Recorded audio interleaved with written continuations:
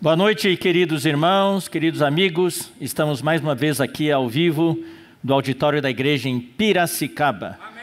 Para mais uma transmissão do Instituto Vida para Todos. Amém. Que o Senhor possa abençoar cada um de vocês que estão nos assistindo neste momento e que o Senhor abençoe todos os irmãos aqui neste auditório abençoado.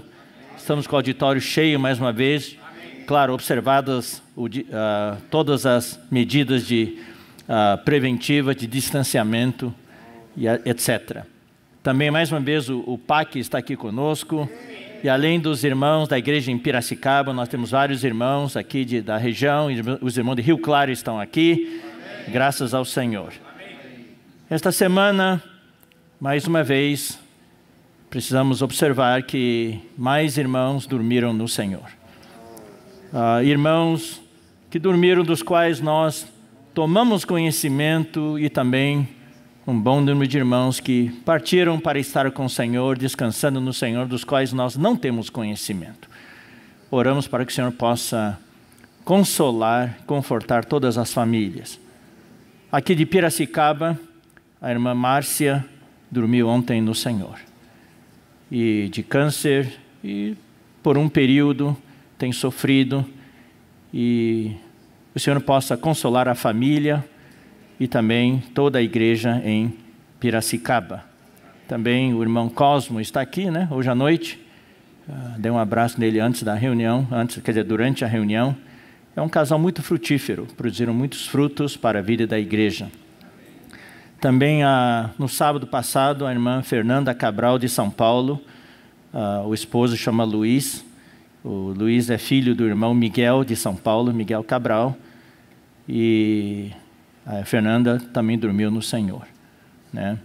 A irmã Márcia dormiu no Senhor de câncer, a irmã Fernanda foi de Covid.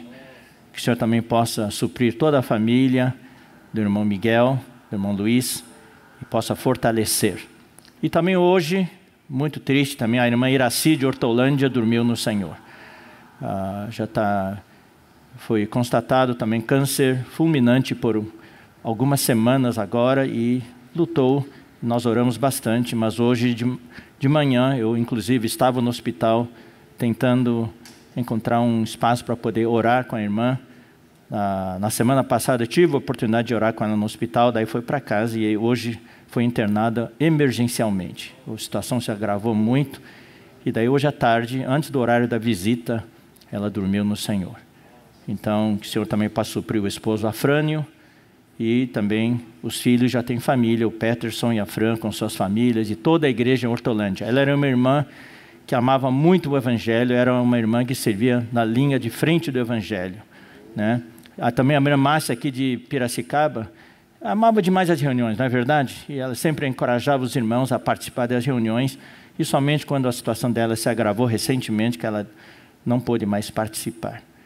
Então são soldados que dormiram no Senhor. Que o Senhor possa realmente consolar toda a família. Na semana passada, irmãos, nós tivemos uma palavra bastante forte sobre o propósito das tribulações na nossa vida. Vimos a transformação de Saulo para Paulo. Uma pessoa que aparentemente era tão forte, que achava que podia servir a Deus sem Deus, e servia a religião judaica, mas Deus o salvou. E ele mostrou logo desde o primeiro dia que o destino dele era sofrer pelo Senhor. Irmãos, isso vai na contramão do que é pregado hoje. Não é verdade? Hoje as pessoas buscam só bênçãos materiais, é o evangelho da prosperidade, mas Deus quer ir muito mais fundo do que isso. Nós não fomos salvos só para desfrutar as coisas dessa terra, embora a gente desfrute bastante, mas nós somos salvos para Deus trabalhar em nós. Amém. Nós somos salvos com uma missão, com uma missão. Todos nós temos uma missão. E eu espero que todos os irmãos possam descobrir a sua missão, né? Inclusive o título de hoje é: Eu preciso sobreviver. A minha missão não acabou. Aqueles que dormiram no Senhor para Deus, eles já terminaram a sua carreira. A missão deles acabou. E por que nós continuamos? Porque Deus está falando para nós: a sua missão ainda não acabou. Então, não é para nós desistirmos, não é para nós ficarmos desencorajados. Embora Deus permita que a gente por breve tempo fique um pouco desencorajado, mas para a gente se reanimar logo. Mas o que Deus quer nos mostrar é que todos nós temos uma missão a cumprir. Então, o Saulo sofreu. Foi o maior apóstolo que nós tivemos no Novo Testamento, e eu creio que na história da igreja foi o maior apóstolo. Mas se você olhar para a vida dele, com os padrões de hoje, ele não foi um apóstolo bem-sucedido. Tudo que ele fazia dava errado. Não é verdade, irmãos? Olha só os sofrimentos que ele falou lá em 2 Coríntios. Tudo dava errado. Ele pegava um barco, o barco afundava. E afundou várias vezes. Ele foi fustigado com varas, foi açoitado, foi traído, foi aprisionado. Tudo dava errado. Sofreu fome, nudez, noites sem sono, foi traído pelos falsos irmãos, e até as igrejas que ele levantou falavam contra ele. No final do apóstolo dele, estava só. Eu acho que o irmão Pedro, nas suas mensagens, explicou bem claro para nós a situação de Paulo no final do seu ministério.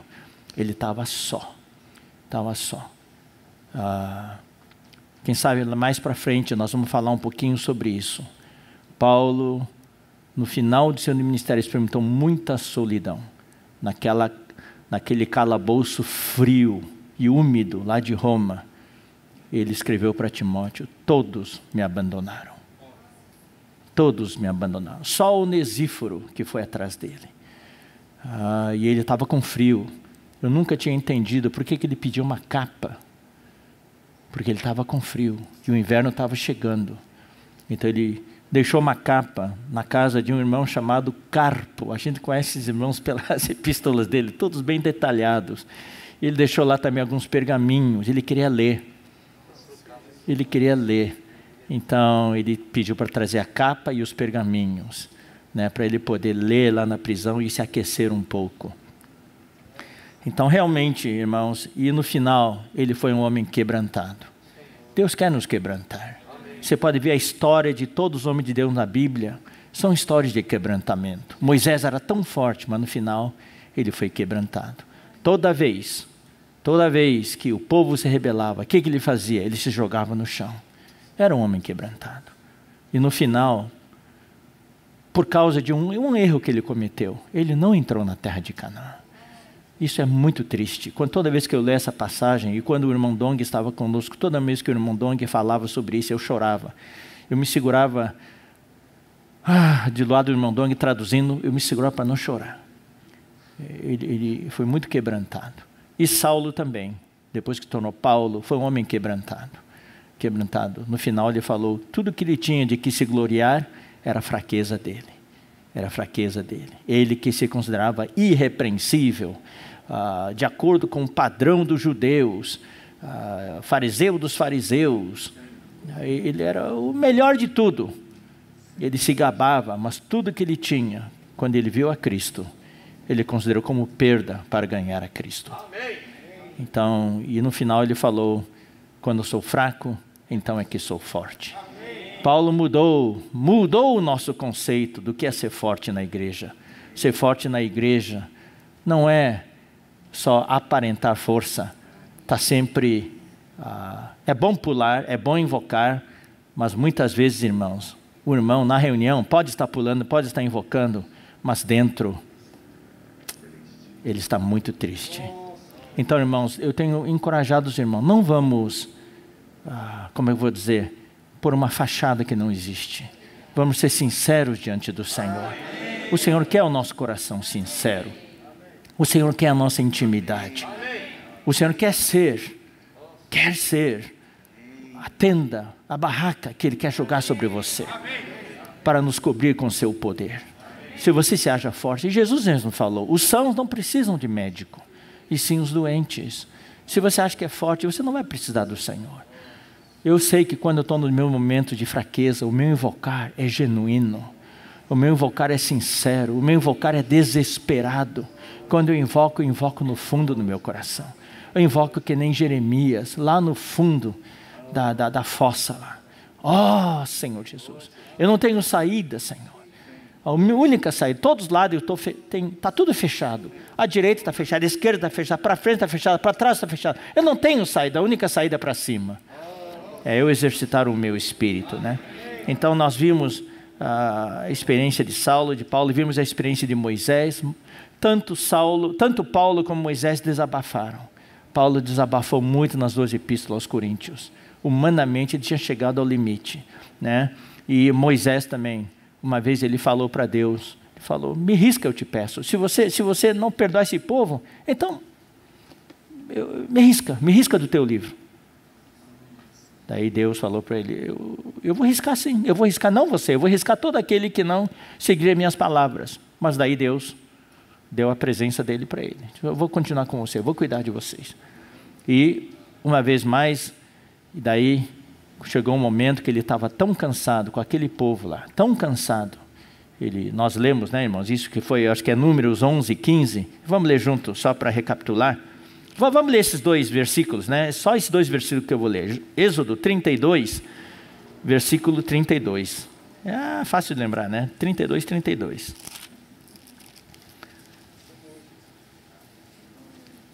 Tornou Moisés ao Senhor e disse, ora, o povo cometeu grande pecado, fazendo para si deuses de ouro. Moisés aqui estava confessando o pecado do povo. E isso é o papel de um líder. Agora, pois, perdoa-lhe o pecado. Deus, tu me puseste como líder, eu peço, como líder, perdoa o pecado do teu povo. Agora, se você não perdoar, risca-me, peço-te, do livro que escreveste. Daí disse o Senhor, eu vou riscar sim, eu riscarei do meu livro todo aquele que pecar contra mim. Mas, por causa da oração de Moisés, Deus falou, mas vai. Eu ainda preciso de você, a sua missão não acabou não. Eu não vou riscar porque não acabou. Se tivesse acabado, riscaria sim, mas não acabou. Vai, pois agora, e conduze o povo para onde te disse. Então, queridos irmãos, nós estamos aqui ainda porque a nossa missão não acabou. O que nós temos que fazer? Conduzir os irmãos. Amém. Você que é casado, você que tem família, você que tem marido, você que tem esposa, você tem filhos, você tem uma missão. A primeira missão é conduzir sua família. Amém. Eu já falei, eu vou repetir, a primeira rede de cuidados é na família. Eu não vejo sentido você só ter uma rede de cuidados fora da família, ganhar todo mundo e perder sua esposa, perder seus filhos. Ou perder seu marido. Deus vai cobrar de você primeiro a sua família. Então, marido e esposa precisam se reconciliar. Marido e esposa precisam acertar as coisas. Servir juntos, precisa ter mais comunhão. Desculpe, irmãos, eu vou falar o seguinte. Eu conheço casais que vêm a mim e abrem o coração. Outro eu sei, daí por amostragem, daí eu sei que tem muitos outros casais que não vêm, que não abrem o coração, mas aparentam estar bem, mas em casa não tem mais comunhão. Marido e mulher não se conversam mais, conversam só as coisas corriqueiras, mas não tem comunhão. A mulher está cheia de conflitos, mas não se abre para o marido, ou tem medo de se abrir para o marido.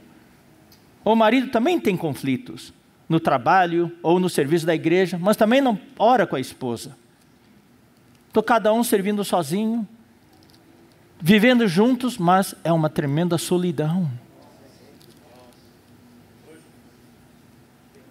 Recentemente eu dei uma conferência para irmãs, fizeram uma enquete. Muitas irmãs responderam, estão experimentando muita solidão em casa. estão com seus filhos, estão com seu marido, mas experimentam solidão. É que os homens não fazem enquete, né? Os homens são fortes. Eu não vejo os irmãos fazerem enquetes para ver como é que estão os maridos, os varões. Só as irmãs que são fracas que fazem enquetes. Por isso que as irmãs sobrevivem mais que os homens. Porque elas desabafam. Irmão, nós estamos dando para vocês dicas de sobrevivência. Nós não queremos nadar e morrer na praia. Nós queremos cruzar a linha de chegada. Por isso que a Bíblia fala, aquele que perseverar até o fim, esse será salvo. Então, nós precisamos, irmãos, o tempo que ainda resta, abrir o nosso coração para o Senhor. Marido e esposa juntos, desabafar juntos para o Senhor. Senhor, o que está acontecendo com a gente? Graças ao Senhor, vários casais estão bem, muitos casais estão bem, estão avançando, têm comunhão, graças ao Senhor.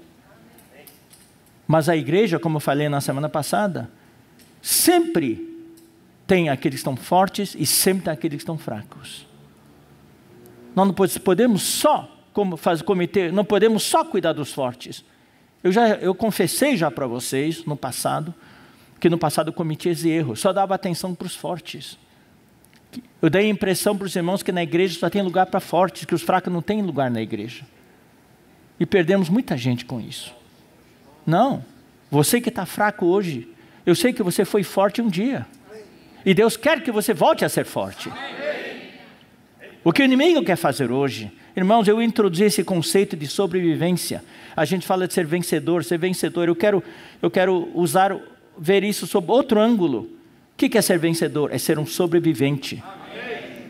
O inimigo quer nos neutralizar, o inimigo quer nos derrubar, o inimigo quer nos matar, o inimigo quer nos fazer cair no deserto. Mas nós lemos 2 semanas atrás, quando Deus falou sobre Josué e Caleb, qual é a frase final que falou? Que sobreviveram. Josué e Caleb sobreviveram. Os outros 10 morreram. Os outros 10 espias. Irmãos, graças ao Senhor, ainda estamos aqui. Só de pensar, irmãos, nas dezenas e centenas de irmãos que estavam conosco 20 anos atrás, 40 anos atrás, não estão mais conosco. Nós ainda estamos aqui. Nós temos uma história longa, irmãos. Nós estamos aqui, na história nossa aqui, da vida da igreja no Brasil, remonta aos anos 60. E nos anos 70 houve um crescimento tremendo. E dos irmãos que estavam conosco nos anos 70, muitos foram embora, não sobreviveram. E alguns eram líderes. E até recentemente, alguns líderes também nos deixaram. Eu acho que já repercutiu. Nós queremos sobreviver até a volta do Senhor. Todo aquele que perseverar até o fim, esse será salvo. Eu não falo, queridos irmãos, em sobreviver fisicamente só. Os irmãos que dormiram no Senhor não sobreviveram fisicamente, mas sobreviveram psicológica e espiritualmente. Eles foram no estado de vencedor. Eu acho que essa noção foi revolucionária. De que se a gente dormir no Senhor, num estado de vencedor, nós vamos ser vencedores. Não é questão de estágio, é de estado. Nós também, irmãos, não estamos dizendo só de cuidar da saúde, cuidem da sua saúde. Não estou dizendo só estar vivo fisicamente, eu estou dizendo que nós precisamos nos manter vivos espiritualmente. Quando o Senhor voltar, a nossa tocha ainda está acesa, não fumegante. Nós precisamos também sobreviver emocionalmente. É aí que o inimigo procura nos derrubar. A nossa emoção, irmãos, a nossa alma é o tendão de Aquiles nosso. É o nosso ponto vulnerável, ponto frágil. É ali que o inimigo ataca. E é aí que nós precisamos aprender a nos aproximar de Deus em oração. Para desabafar. Para poder nos restabelecer. Fortalecer, abastecer de novo. Irmãos, no começo desta palavra eu quero dizer para vocês, por favor, irmãos queridos, mantenham-se vivos. Amém. Não morra. Amém. Não caia no deserto. Eu estou falando de espiritualmente e emocionalmente. Senão nós não vamos cruzar o Jordão. Nós podemos ter cruzado o Mar Vermelho, mas não vamos cruzar o Jordão para entrar na boa terra de Canaã. Nós vamos cair no deserto. E por se multiplicar a iniquidade, o amor se esfriará de quase todos. Mas aquele que perseverar até o fim, aquele que sobreviver, esse será salvo.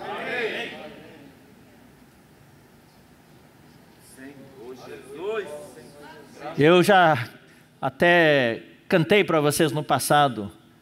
Tem um hino que eu gosto muito. Não estava no nosso inário, mas eu creio que no novo inário vai estar. Quando você fizer chamada, lá estarei.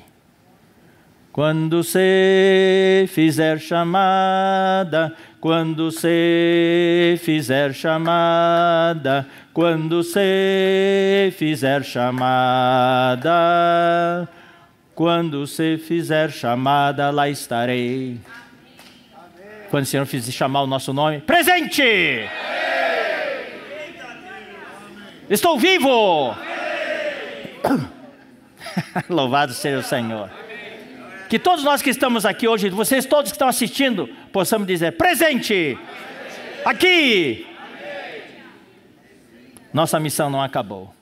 Eu vou ler para vocês o versículo de Timóteo, né? O nosso tema é Timóteo ainda, né? Então vamos ler, Timóteo.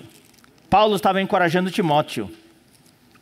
Timóteo capítulo 4, versículos 1 em diante. Conjuro-te, eu quero ler os primeiros versículos para mostrar em que contexto Paulo está falando isso.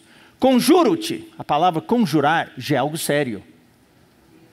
Tem aqui a noção de juramento. É algo sério. Conjuro-te perante Deus e Cristo Jesus, que há de julgar vivos e mortos. O contexto aqui é do julgamento, o tribunal de Cristo, da vinda do Senhor, pela sua manifestação e pelo seu reino. Puxa vida, é um negócio completo. O tribunal de Cristo, a vinda de Cristo e o reino. Esse é o contexto. Nesse contexto, Paulo fala, prega a palavra. Qual é a nossa missão? Pregar a palavra. Sair e orar pelas pessoas. Irmãos, quando eu falo sair, quem puder sair à rua, amém. Quem não puder sair à rua, tem outras maneiras. Você está com alguém na farmácia comprando remédio para sua pressão alta, que o Senhor abaixe sua pressão.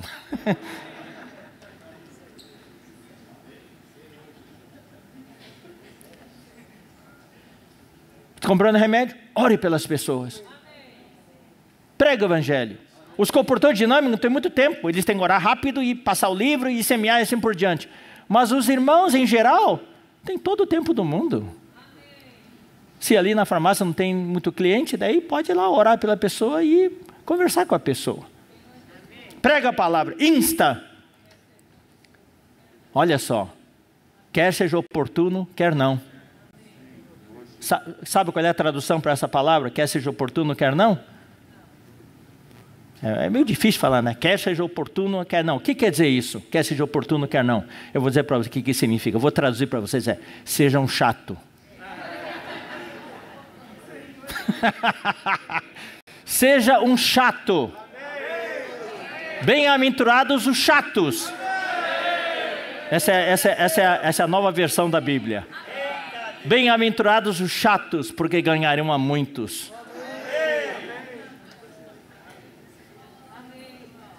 Quer seja oportuno, quer não. Porque sempre a gente vai ter desculpa. Esse não é um bom momento. Você quer pregar o evangelho, Satanás vai dizer, não, agora não é tão oportuno, espera um momento melhor. Esse momento melhor nunca vai vir. E a pessoa que estava na sua frente pode não estar mais aqui na semana que vem. Então eu vou ler de acordo com a nova versão. Prega a palavra, insta, seja um chato. Corrige, repreende, exorta com toda longanimidade e doutrina, é ensinamento. Pois haverá tempo em que não suportarão a sã doutrina, não vão suportar os sãos ensinamentos. Pelo contrário, cercar-se-ão de mestres segundo as suas próprias cobiças, como que sentindo coceira nos ouvidos. E se recusarão a dar ouvidos à verdade, entregando-se a fábulas. Tu, porém, não se acomode. Não se acomode, não pegue isso como desculpa. Ah, ninguém quer ouvir, não sei o que lá. Não, sempre vai ter alguém que quer ouvir. Primeiro não quer ouvir, o segundo não quer ouvir, mas o terceiro quer ouvir. E sabemos pela experiência nossa na rua, bendito seja o nosso país, o Brasil. O povo aqui ainda tem temor de Deus. Por mais difícil que seja, por mais ruim que seja, como muitos acham, mas não tem nenhum país do mundo onde as pessoas estão tão abertas ainda para receber oração. Tem gente que rejeita a oração agora, mas daqui a pouquinho vem correndo atrás de você. Tu, porém, sê sóbrio.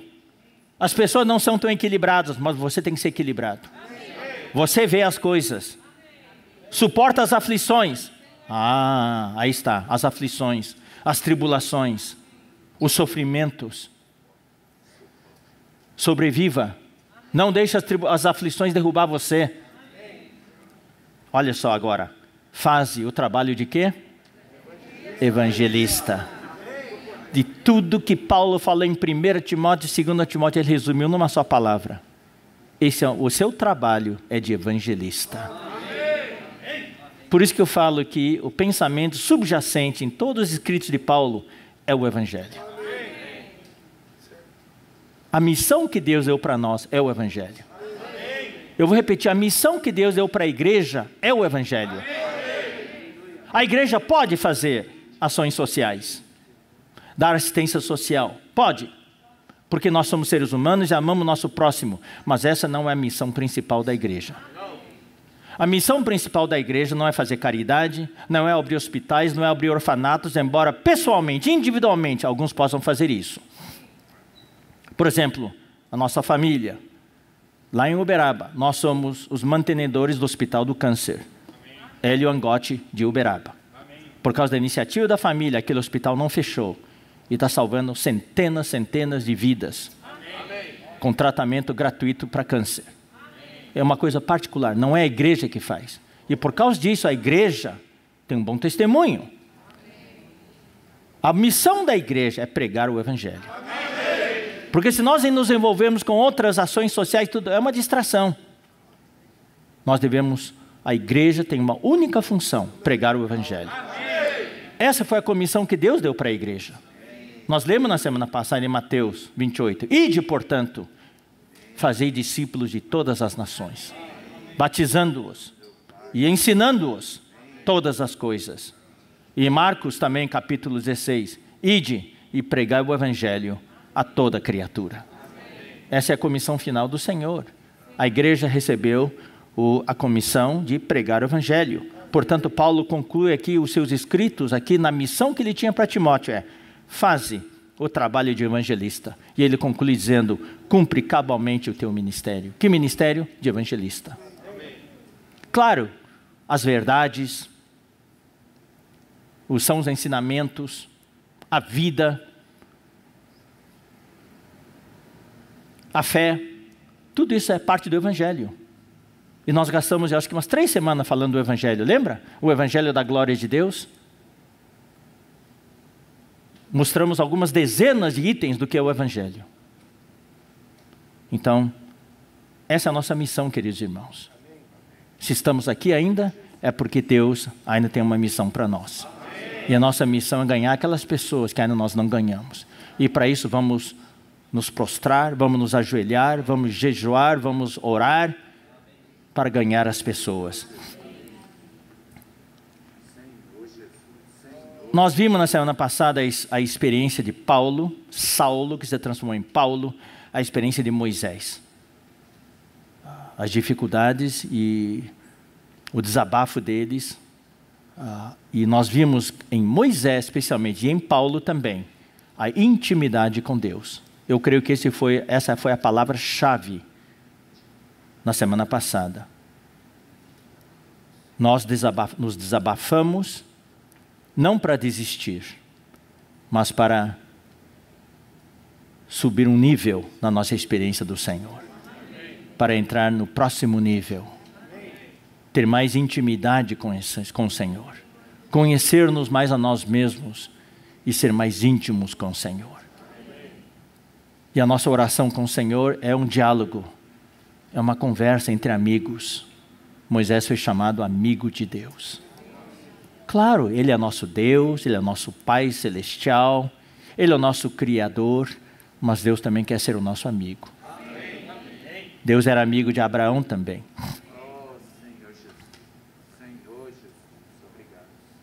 Quando houve aquela tentativa de rebelião de Corá, Datã e Abirão, eles também queriam um sacerdócio, eles também queriam ser porta-vozes de Deus. Daí Deus falou, sim, tem profetas, né? E eu me revelo para eles e tudo, mas não é assim com meu amigo Moisés, porque eu falo com ele face a face, não em sonhos e revelações, face a face.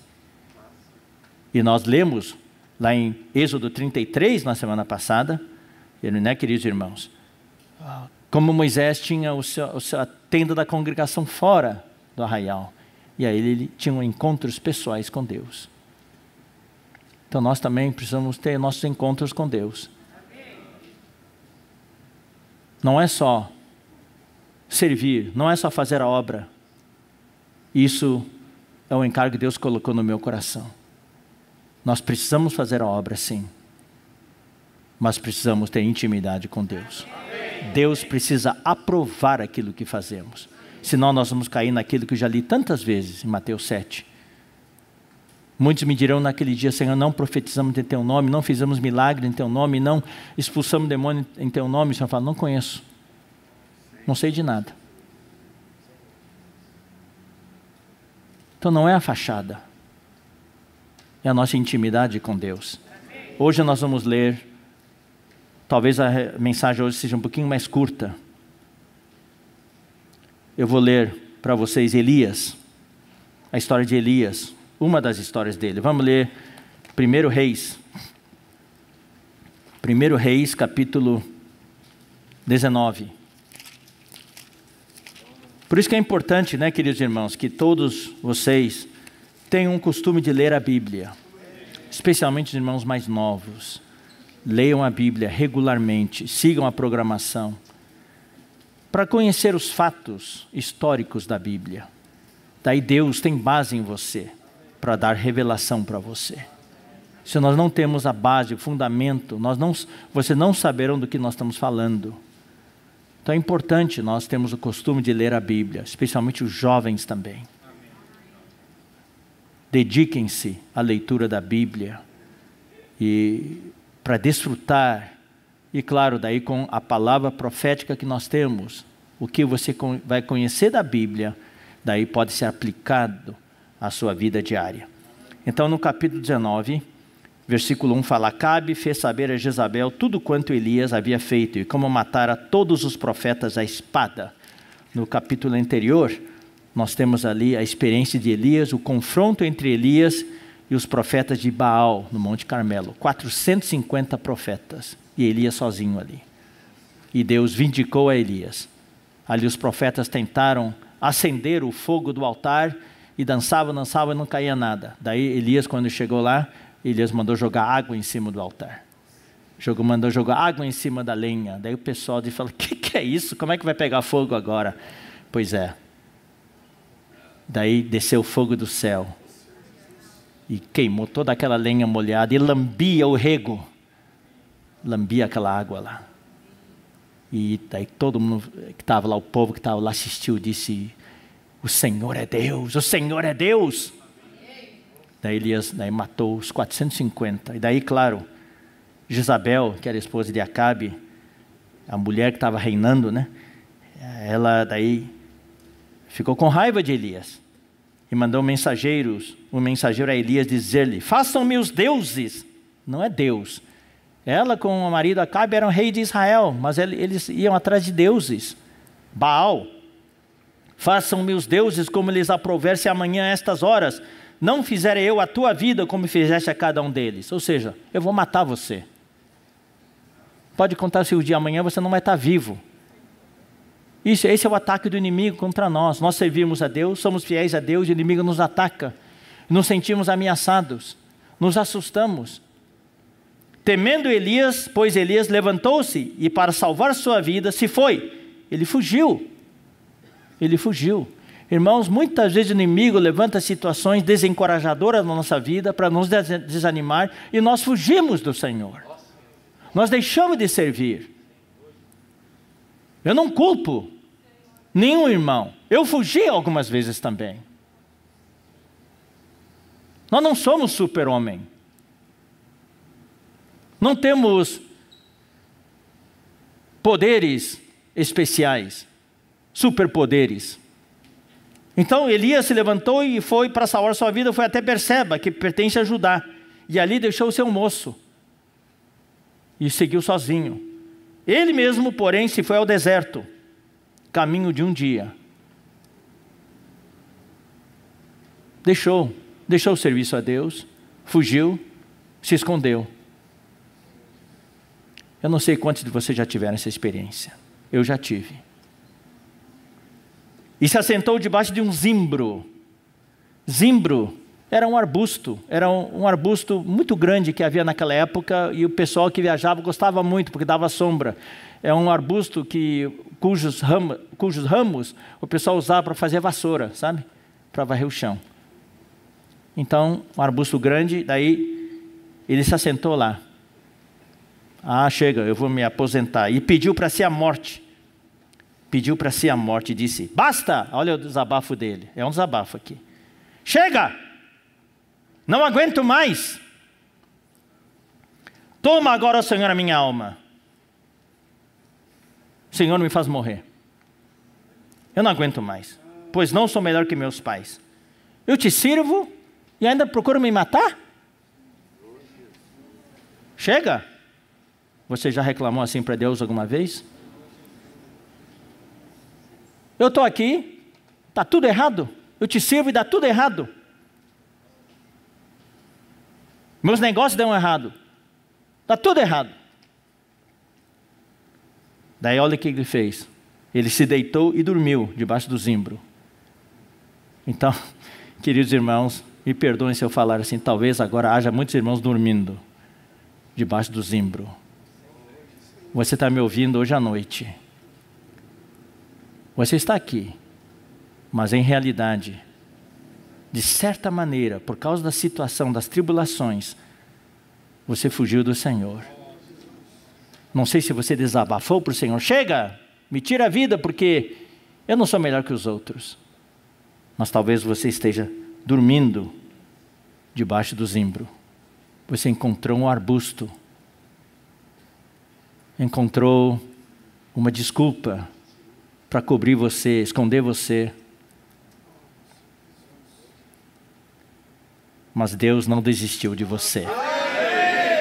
Deus não desistiu de você. A sua missão ainda não acabou. Deus vem atrás de você. Eis que o anjo o tocou. Deus mandou o anjo e o tocou. Eu espero que nesta noite você sinta o toque do anjo. Se você fugiu de Deus, você está se escondendo, você está tão desencorajado que não quer mais servir. Ou talvez você está servindo. Eu quero dizer isso para você, tem muito irmão servindo ainda. Eu não estou falando coisa abstrata não, estou falando de coisas que eu sei. De fato, tem muito irmão servindo. Mas a força já acabou. Mas por medo do falar dos outros, por medo dos comentários, mantém uma fachada que ainda estão servindo, mas o fogo já se apagou faz tempo. E todos os dias no serviço vivem em conflito. conflitos. Tem conflitos em casa. Tem medo de falar com a esposa, tem medo de falar com o marido, tem medo de falar com os cooperadores, tem medo de falar com os irmãos que coordenam o serviço. Mas por dentro é tristeza todo dia. Eu já conversei com muito irmão assim. Eu não estou falando coisa no ar. Talvez você não esteja dormindo fisicamente, mas espiritualmente e emocionalmente você está anestesiado. Você dormiu. Então hoje à noite Deus vai enviar um anjo, entre aspas, para te tocar. Espero que você que está me ouvindo hoje à noite sinta o toque do anjo. E o que o anjo diz? Levanta-te. Só levanta-te. Não, o segredo é levanta-te e come.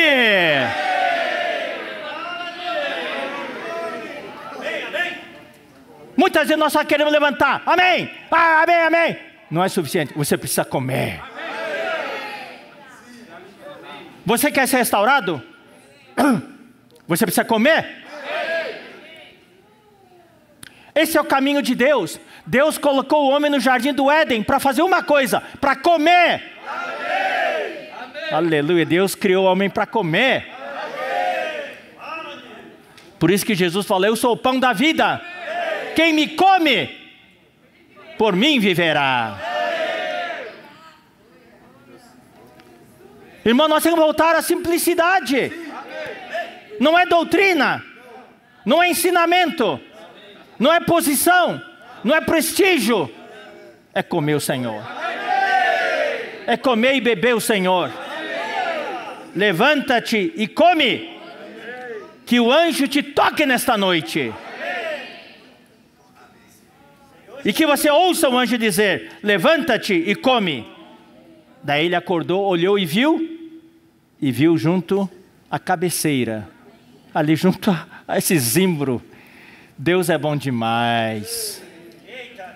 O que ele viu lá? Um pão cozido sobre pedras em brasa. Enquanto você está dormindo lá, Deus amontou umas pedras, acendeu o fogo, fez brasas e assou um pão para você. Levanta-te e come. Não só pão. E Deus colocou lá, não sei onde é que ele arranjou essa botija, mas ele colocou lá uma botija de água. Então, Elias comeu, ele comeu, bebeu e voltou a dormir. Se parece com a gente ou não? Você se identifica com isso? Você diz, obrigado Senhor, obrigado. Daí você come e bebe e você volta a dormir. Mas Deus não desiste de você. Voltou segunda vez o anjo. O anjo vai voltar de novo. E tocou e lhe disse, levanta-te e come. Por quê? Porque a sua missão ainda não acabou.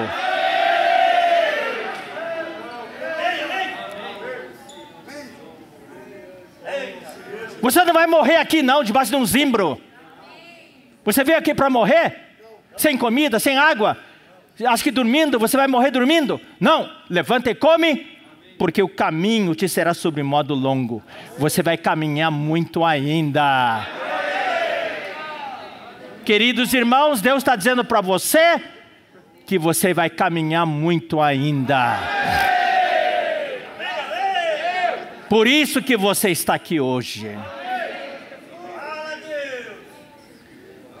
Daí ele se levantou, comeu e bebeu e voltou a dormir? Não. Levantou-se, pois. Ai, glória ao Senhor. Levantou-se, pois, comeu e bebeu, e com a força daquela comida, meu Deus do céu, ele caminhou 40 dias e 40 noites.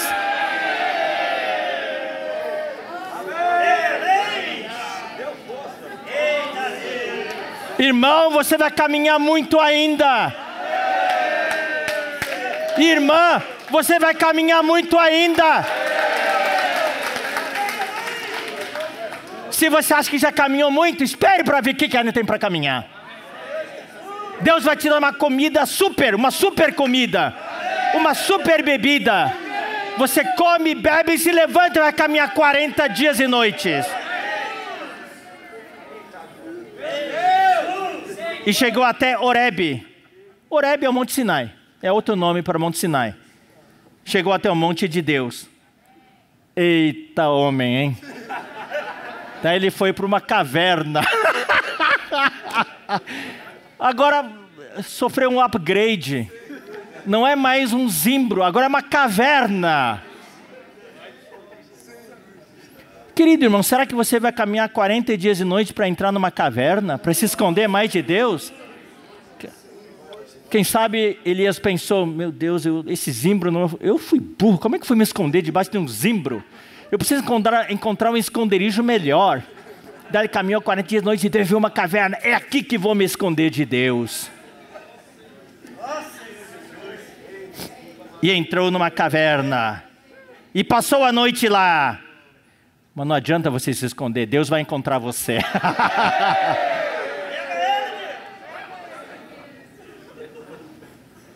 No Salmo fala, onde vou me esconder de Deus? No fundo do mar, lá tu estás. No céu, lá tu estás. No deserto, lá tu estás. Não adianta se esconder, Deus vai te achar. Por que Deus vai te achar? Porque a sua missão ainda não acabou. Deus precisa de você.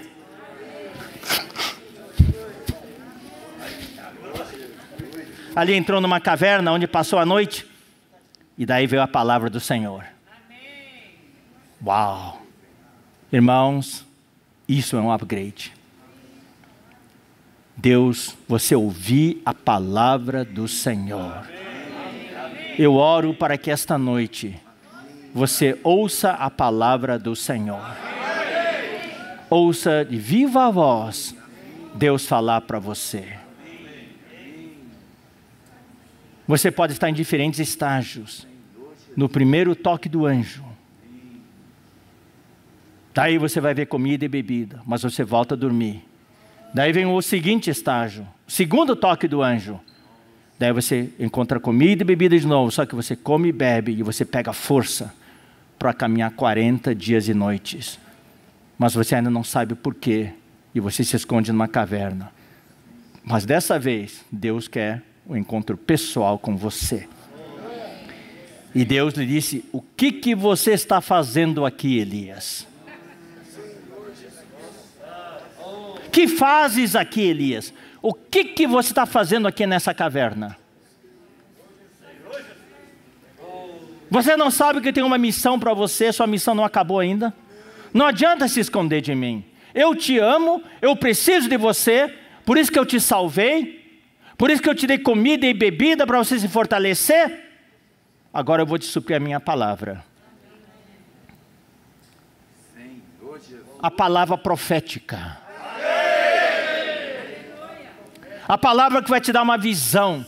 A palavra que vai te motivar. A palavra que vai te dar uma direção. Daí ele desabafou de novo. O que estou fazendo aqui, Senhor? É o seguinte, eu tenho sido zeloso por ti, Senhor. Eu tenho feito tudo o que você mandou. Tu és o Deus dos exércitos. Os filhos de Israel deixaram a tua aliança, derrubaram os teus altares e mataram os teus profetas à espada. E eu fiquei sozinho, Deus. Como assim, o que estou fazendo aqui? Não tem mais ninguém. Só fiquei eu sozinho e ainda procuro me matar. Estou me escondendo aqui. Daí Deus lhe disse, sai da caverna e põe-te neste monte perante o Senhor. Daí Elias entendeu, opa, Deus vai se manifestar para mim. Daí ele saiu. Eis que passava o Senhor. E daí, irmãos, qual é o conceito que você tem de Deus? Hoje o conceito no cristianismo é o conceito pentecostal. tudo um milagre. Algo mirabolante. Algo que chama atenção. Será que na vida da igreja, na sua experiência, tem sido assim?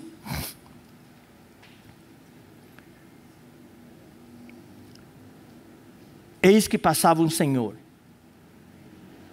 E veio um grande e forte vento que fendia os montes. O vento soprava tão forte que fazia os montes rachar. E despedaçava as penhas diante do Senhor. E as pedras voavam para cá e para lá. Mas o Senhor não estava no vento. A gente quer esse tipo de experiência. Poderoso. Pentecostal. Que todo mundo vê, todo mundo ouve. Mas o Senhor não estava no vento. Depois do vento veio um terremoto. Agora sim. Sacode de tudo. Mas o Senhor não estava no terremoto. Depois do terremoto veio um fogo. Agora sim, fogo sim. Mas o Senhor não estava no fogo. Irmãos, onde está o Senhor hoje? Aqui para nós, irmão, nós que estamos no Novo Testamento, nós que estamos na economia de Deus, onde está o Senhor hoje? Onde está o Senhor hoje? Onde? Digam para mim, onde está o Senhor hoje? Responda, irmão que está assistindo pela internet, onde está o Senhor hoje? Onde? O Senhor está no nosso espírito. Deus estava profetizando, ensinando algo para Elias, fora da época dele. Deus já estava introduzindo para Elias algo do Novo Testamento. O Senhor não estava no vento, o Senhor não estava no terremoto, o Senhor não estava no fogo, e depois do fogo, um cicio tranquilo e suave. Alguém sabe o que é um cicio? Um cicio é uma voz suave. É um sussurro.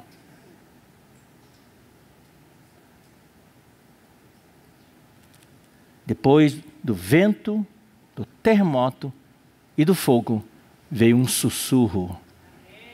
Elias. Elias.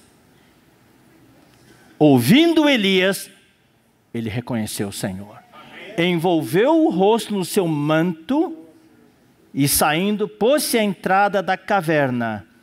Eis que lhe veio uma voz e ele disse: o que você está fazendo aqui, Elias? Queridos irmãos, esse cicio tranquilo e suave é a unção do Espírito Santo. Hoje o Espírito vive em você. O inimigo quer que você preste atenção para as coisas exteriores. Mas o Senhor está dentro de você. O Senhor quer intimidade. O Senhor não disse para Elias: Elias! O Senhor falou: Elias. Sabe por que ele sussurrou? Sabe por que ele sussurrou? Eu tenho que tomar cuidado para não sair da frente da câmera. Eu me empolgo e saio da frente da câmera. Eu vou dar um exemplo e você vai entender. Querido irmão. Não, o microfone não vai. Querido irmão. Você que está atrás, está me ouvindo ou não? Eu vou falar de novo. Eu vou falar de novo agora. Querido irmão. Você está me ouvindo ou não? O que eu falei? Querido irmão. Por que ele conseguiu ouvir? Porque ele está perto. O sussurro é para aqueles que estão perto.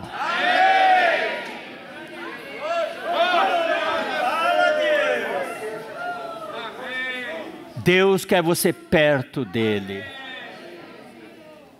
O trovão, todo mundo ouve. O terremoto, todo mundo vê.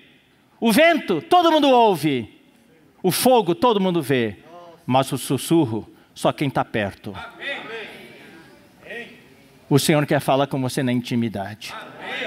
No momento do desencorajamento, no momento do desânimo, no momento que você quer jogar a toalha, pede para morrer, que você quer desistir, Deus quer intimidade com você. Amém. Daí ele perguntou: o que eu estou fazendo aqui, Elias? E Elias deu a mesma resposta do desabafo. Senhor, eu tenho sido em extremo zeloso por ti, Deus dos exércitos, porque os filhos de Israel deixaram a tua aliança, derrubaram os teus altares, mataram os teus profetas à espada, e eu fiquei só, eu estou sozinho. Eu experimento muita solidão, e procuram tirar minha vida. Daí disse-lhe o Senhor: vai. A palavra do Senhor para nós é a mesma sempre. Vai. Ide. Ide. Mateus 28. Marcos 16. Ide. E aqui Deus falou para ele: vai. O que Deus falou para Moisés? Vai. Conduz este povo. Deus falou para Elias: vai. Volta ao teu caminho para o deserto de Damasco, e chegando lá, você tem muitas coisas para fazer. Unge a Azael, rei sobre a Síria. A Jeú, filho de Ninzi, ungirás rei sobre Israel. E agora, olha só, irmãos. E também Eliseu. Quem foi Eliseu? O sucessor de Elias. Aqui Deus estava dando continuidade à sua obra, a sua palavra profética. E também Eliseu, filho de Safate, de Abel, Meluá, ungirás profeta em teu lugar. Quem escapar à espada de Azael, Jeú o matará. Quem escapar à espada de Jeú, Eliseu o matará. E daí, olha o versículo 18. Você não está sozinho, não. Você não está sozinho. Querido irmão, querida irmã, você não está sozinho. Nós estamos na igreja. Também conservei em Israel 7.000.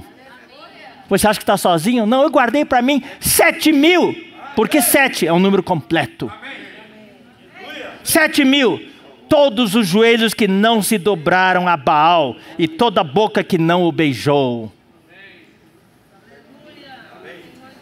Você vai ter os seus cúmplices. Aqueles que vão andar com você. Aqueles que vão orar com você, por você. E vai sustentar você. Daí, olha só, daí Elias saiu daquela caverna. E daí ele foi restaurado a sua missão. Ele partiu, pôs Elias dali e achou a Eliseu, filho de Safate, que andava lavrando com 12 juntas de bois adiante dele. Ele estava com a 12ª, um jovem extraordinário. Elias passou por ele e lançou o seu manto sobre ele. E eu vou concluir a leitura aqui mesmo. Ele saiu do seu esconderijo e voltou para a missão. Amém. Ele sobreviveu. Amém. Ele não morreu ali debaixo do zimbro e não morreu na caverna. Amém. Ele sobreviveu. Eu preciso sobreviver. A minha missão não acabou. A sua missão, querido irmão, não acabou. Deus quer que você sobreviva. E eu quero concluir dizendo o seguinte, queridos irmãos. Eu quero fazer um apelo a todos os cooperadores, a todos os irmãos responsáveis das igrejas, em vários níveis, a todos os irmãos que cuidam de equipes, de irmãos que servem, irmãs que servem, seja de comportores, sejam de serviço da igreja, sejam líderes de FCM. Cuidem bem dos irmãos que Deus colocou debaixo de você. Amém. Não vamos olhar para a aparência. Os cooperadores, nós que somos cooperadores, precisamos cuidar bem dos irmãos responsáveis das igrejas. Precisamos conversar com eles, especialmente nos dias de hoje, para saber se estão bem. Muitos irmãos e irmãs têm medo e vergonha de falar. Tem medo de falar, porque se falar que está em conflito, vão ser julgados como fracos. Daí eles escondem e não querem falar. E ficam com os conflitos. Daí um dia desmoronam emocionalmente. Daí nós perdemos os irmãos. Eu conheço vários irmãos que nós já perdemos. Então aqueles que estão mais à frente. Sabe, irmãos, todos nós precisamos de cuidado. A rede de cuidados não é só para a pessoa de fora. Eu também preciso de cuidado. Todos os irmãos responsáveis precisam de cuidado. Os cooperadores precisam de cuidado. Os cooperadores precisam ter uma rede de cuidados entre si, ligar uns para os outros, nos preocupar com o bem-estar um do outro. Os comportores precisam de cuidado. Olhando exteriormente, são soldados de frente. Mas sei que alguns podem ter conflitos. Então nós que estamos à frente precisamos deixar os canais abertos, para que ninguém morra no deserto, mas que todos possam se curar. Nós agradecemos ao Senhor por todos aqueles irmãos que estão ativos e estão bem. Eu, sinceramente, no meu coração, eu agradeço ao Senhor, a igreja está avançando por causa desses irmãos que estão bem.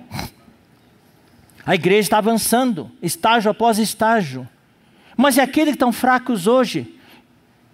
Vocês são aqueles que talvez serviram um tempos atrás. E a igreja chegou até o dia de hoje por causa do serviço de vocês. Mas agora, vocês foram atingidos. Não se condenem. Abram seu coração. Não tenham vergonha. Não tenham medo. Procurem os irmãos. Na família, marido e esposa, por favor, conversem um com o outro. Filhos, conversem com os pais. Pais, conversem com os seus filhos. Não só esperem os filhos procurar vocês. E nós que estamos à frente, não esperem só os irmãos nos procurar. Semanalmente tem irmãos que me ligam orando por mim. Eu agradeço. Hoje mesmo, antes da reunião, um irmão ligou orando por mim.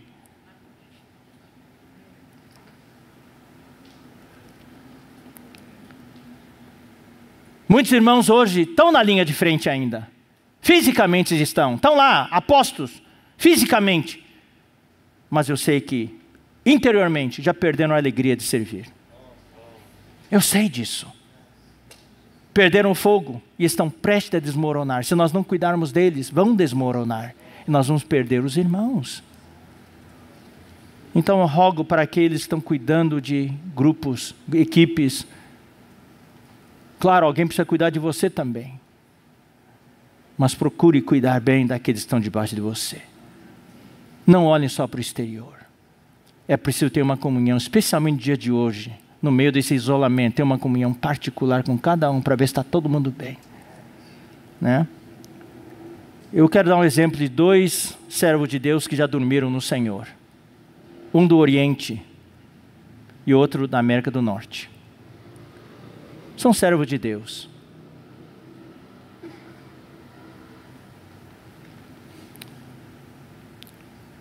A história deles não vem ao caso. Serviram a Deus dentro do que Deus passou para eles. E são irmãos que tiveram intimidade conosco. E esses 2 irmãos, isso me impressionou profundamente. Quem me falou, isso foi uma comunhão que o Pedro Dong teve com esses irmãos.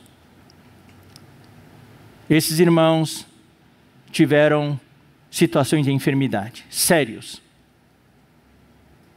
E estavam prestes a partir. E nessa fragilidade física, sabendo que estavam prestes a partir para estar com o Senhor, eles fizeram um comentário que me tocou profundamente. São irmãos que fizeram muito, trabalharam muito para Deus. Muita obra mesmo. Qualquer ser humano, servo de Deus, humanamente falando, se orgulharia do volume de trabalho que eles fizeram. Mas uma coisa sobressaiu no comentário deles, falando assim: quando você está prestes a se encontrar com o Senhor, tudo que você fez, você põe numa balança, não tem muito peso.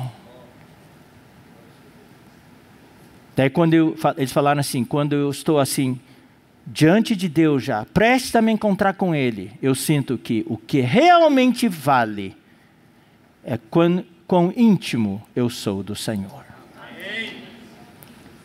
Isso é tudo que vale, quanta intimidade eu tenho com o Senhor.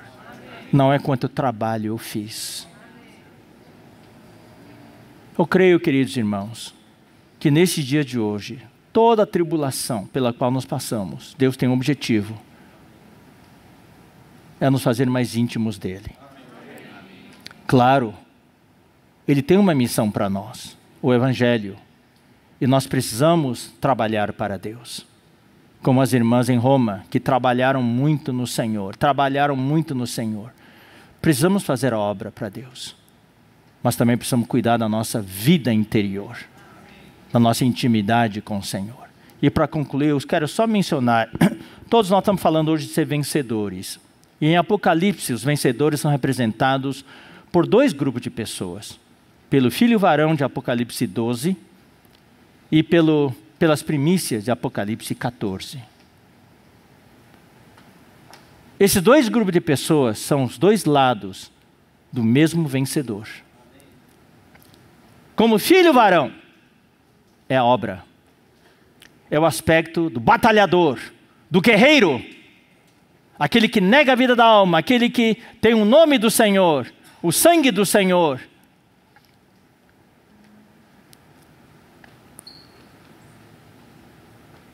Aqueles que servem a Deus são os batalhadores guerreiros. Aqueles que ajudaram Miguel e seus anjos a derrotar Satanás e jogar Satanás do céu para a terra.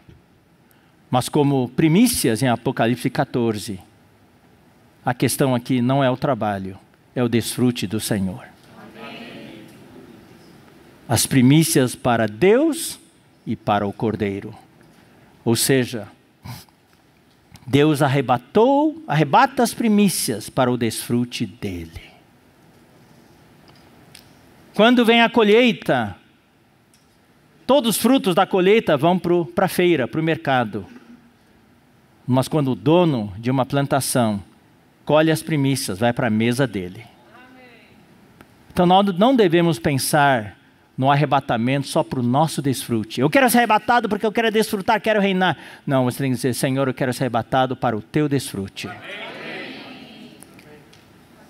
Hoje eu te desfruto e tu me desfrutas. Nós temos essa comunhão mútua. Mas um dia eu quero ser arrebatado como primícias para que possamos desfrutar mutuamente e tu possas me desfrutar. Sempre tem esses 2 aspectos. Amém? Como eu prometi, hoje a palavra vai ser um pouquinho mais curta. Eu ainda não terminei. Eu pensei que ia conseguir terminar hoje, mas também não terminei. Mas, de qualquer maneira, acho que Pedro e eu estamos repetindo a mesma coisa, né? A gente fala e não consegue terminar. Mas é isso mesmo, nós não temos pressa. Então vamos repetir o título de hoje? Preciso sobreviver. A minha missão não acabou. Então, irmão, se cuide fisicamente, se cuide espiritualmente, se cuide emocionalmente. Sobreviva. Não morra. Mantenha-se vivo para podermos cruzar o Jordão. Precisamos estar vivos, sobreviver para cumprir a nossa missão. Louvado seja o Senhor. Senhor Jesus, nós te agradecemos esta noite. Que tu possa enviar o teu anjo, Senhor, para tocar aqueles que estão dormindo debaixo de um zimbro. Que haja o primeiro toque e um segundo toque. Que ao acordar eles possam ver a comida e a bebida. E comer e beber, e ainda que volte a dormir, venha o segundo toque. E daí ao comer e beber segunda vez, tenham forças para caminhar 40 dias e noites. E mesmo que a gente volte a uma caverna, Senhor, tu vais aparecer para nós. Toca os irmãos, e aparece para os irmãos. Sabemos que hoje, Senhor, Tu não vais aparecer no vento, nem no terremoto, nem no fogo, mas numa voz suave. Que todos os irmãos possam ouvir a Tua voz suave, uma voz tranquila e suave de intimidade, nos chamando para a nossa missão. Obrigado, Senhor. Nós queremos cumprir a nossa missão. Queremos ser filho e varão, sim, mas também queremos ser as primícias para o Teu desfrute. Abençoa os irmãos. Em nome do Senhor Jesus nós oramos e abençoamos. E também consola aqueles que perderam entes queridos. Ó Senhor Jesus, lembra-te de nós. Abrevia os dias do nosso sofrimento.